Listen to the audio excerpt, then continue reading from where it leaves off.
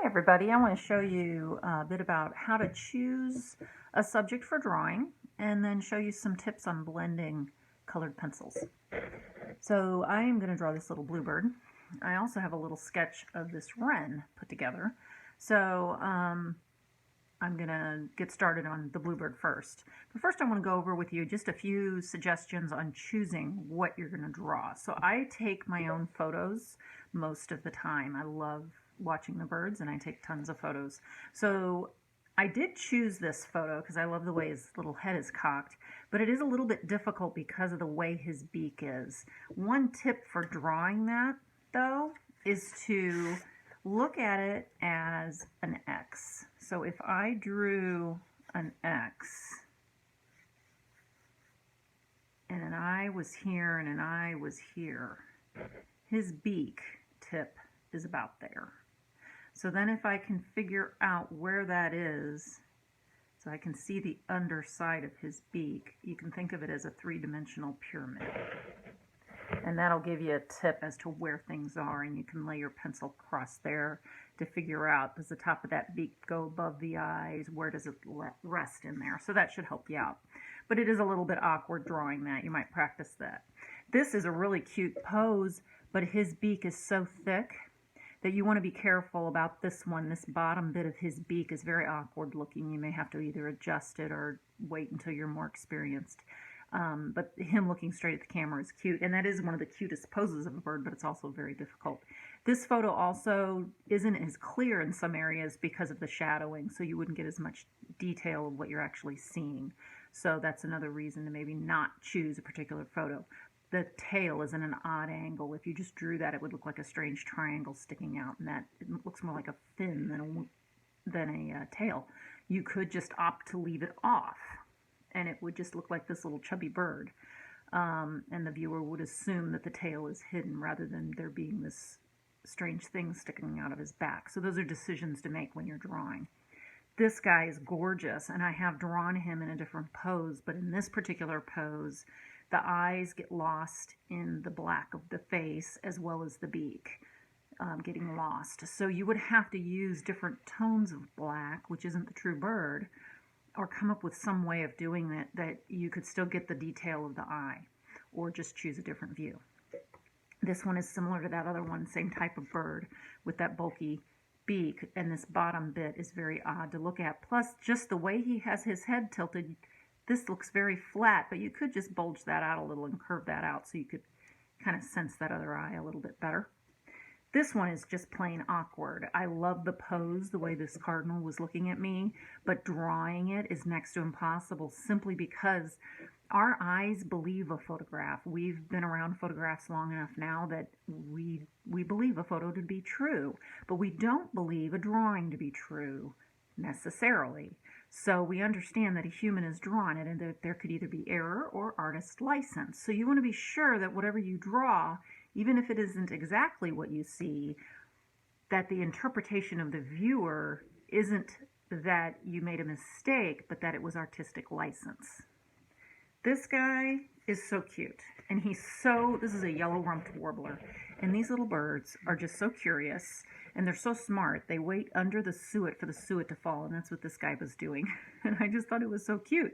But drawing him in this position is very challenging.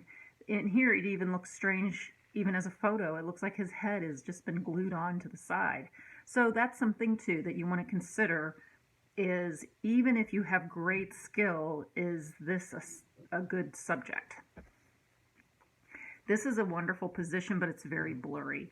So if you wanted this position of the bird, but maybe you would look at a better photograph, something that's a little clearer for your interpretation of the details, and that would work. And then this is that same little yellow-rumped warbler, has a hint of yellow here. Again, it's a front view, but he's got his head tilted up just enough that you can really see that underside of the beak. So it wouldn't be terribly complicated to draw him, and it might be a good practice on how do I make that beak look three-dimensional and pointing out at me when it looks flat in this photo. So those are just things to consider. So I've already sketched in this little guy. I've got it. It might even be so light. I'm going to lift the drawing up so you can see better. It might be so light that you can't even really see it. but it's on there. I draw it and then I partly erase it because with colored pencil, you don't want these lines to show. So you can just take this kneaded eraser and lighten those lines, literally so you can barely see them. So it seems kind of crazy to draw something and then erase it, but that's exactly what you have to do. Because some of the areas it's going to be dark enough, it won't show through, but that's just my habit of how to draw that. The other bird is this one, this little wren. And I just was intrigued by both of them, so I hadn't decided which one to actually draw for you today, but I think I'm going to do the bluebird. So there's my edge of the deck on there.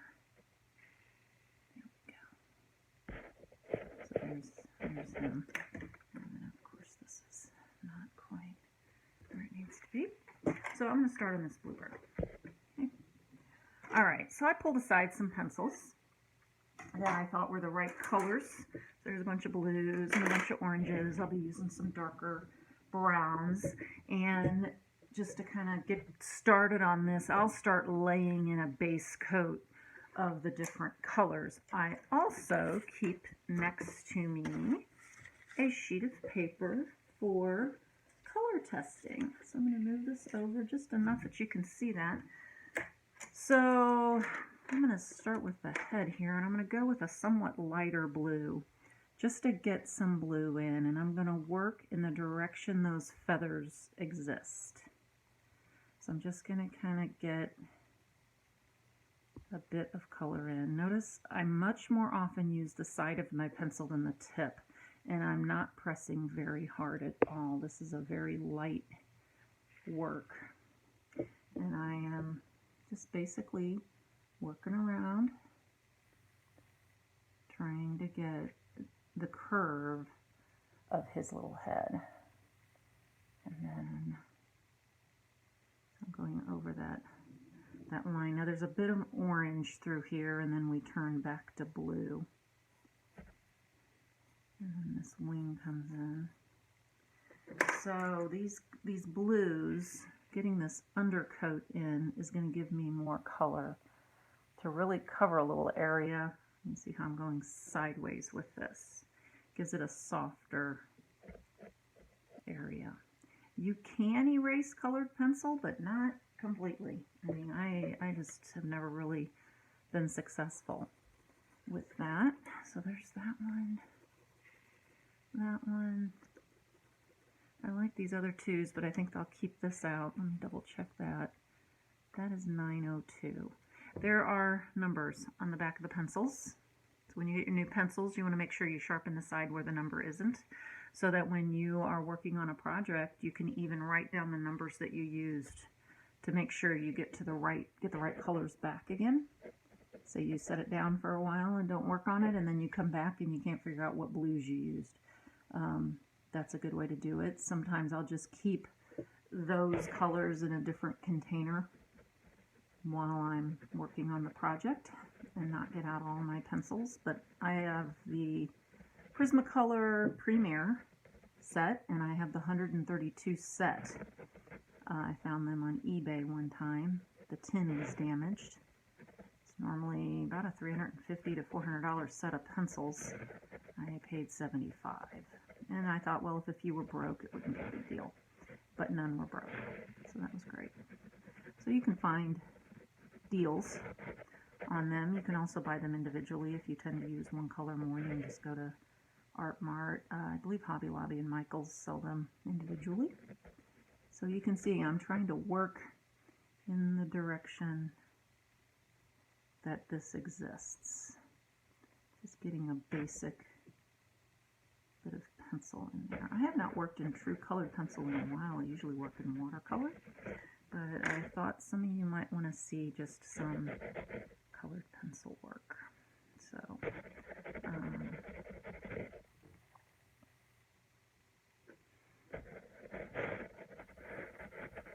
it's best to work up from light to dark when you're doing this. So I'm going to continue to work on this bird. Adding some oranges now, and then I'm going to switch to a time lapse. See how this is more of a brownish color? It's called mineral orange. It's really closer to the color of that bluebird's orange than a bright orange would be. The bright orange is just too bright, but that doesn't mean I won't add some of that bright orange in there along the way. The thing I want you to think about is the blending.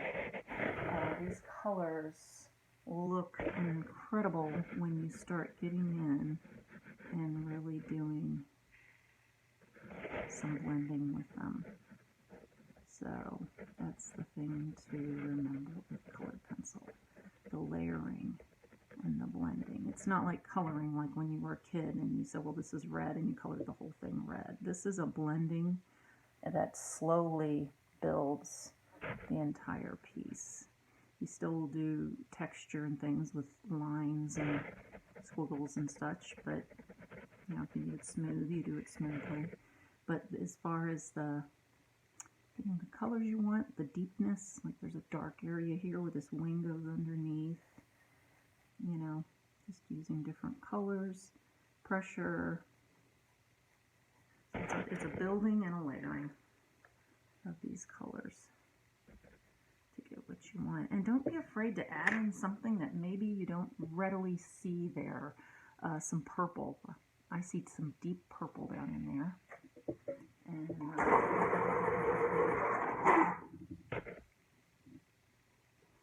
add in a little purple to the blue can give it another beautiful, beautiful look. So the other thing is a sharp pencil. You heard me sharpening. I have a battery operated, pretty powerful pencil sharpener. My students know him to be named Greg. We gave him a name because he can chew up your pencil really quick, and we figured anything that had an appetite that big deserved a name. So Greg is priceless. So if your pencil is sharp, you can do a lot more with it. So I do better if I get some eye in there. I want to see his character coming out, so I'm going to start getting those eyes in. I'm pressing hard, but then I'm lightly putting in the other area, because I'm going to need that highlight. Now, colored pencils will let you lay some highlight down, but typically you have to leave the area you want highlighted. You typically have to leave the white of the paper. So you do have to be considering that when you're putting in your color. Because if this is an area that I want to be bright white, I better not just put a bunch of blue on there and then later expect the white to cover it, because this isn't paint. It is not going to cover like paint would. I know my highlight is over there.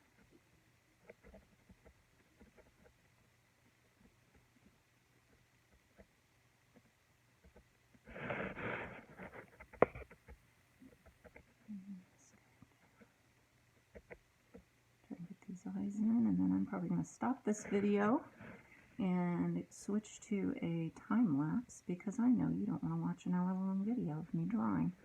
I don't think I would want to. I'm just going to switch to more, this is a black I'm using. I'm going to switch to a navy blue, because I think the side of this beak is a little more navy. I just think that would be more interesting than what I have going right there. So I'm going to show you a little bit of this orange though before we go to the other. See how the orange, just kind of working it up in between there, letting some of it layer, because there are some grayish areas where his colors mix. And then pull that down, and then come on down with his, it's kind of fluffy on his tummy, but you can still see where the feathers go in a certain direction. So you want to keep with that. I'm not going to sit here and cover it in like this. I'm going to keep working in the direction that the object exists. So if I know those feathers are curving around his tummy, I'm not going to draw them sideways. I'm going to put in that layer of color in that direction. Okay? So, bye for now, and look for a time-lapse video of me finishing out this scarf.